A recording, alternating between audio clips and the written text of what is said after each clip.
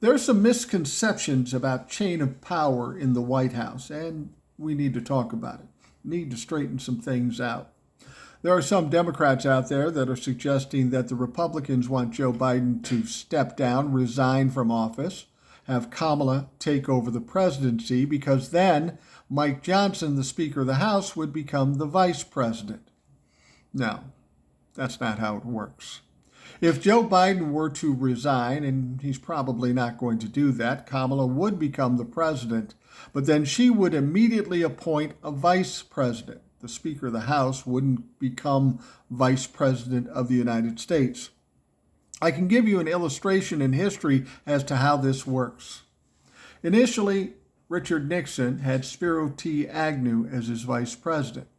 Well, then Agnew got into a little legal trouble and he resigned. So then Richard Nixon appointed Gerald Ford to the vice presidency.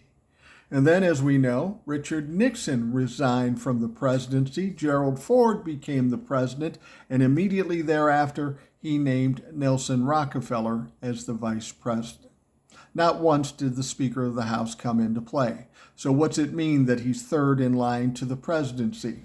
All that really means is if something were to happen to both the president and the vice president at the same time, and they were out of the picture, they were out of the equation, then the Speaker of the House would become president. So the idea that Mike Johnson is going to be able to weasel his way in there with the Republicans trying to trick the Democrats, well, that's bullshit. It's an unlikely scenario, and it's not something you need to worry about. Mike Johnson will not now or ever be the Vice President of the United States.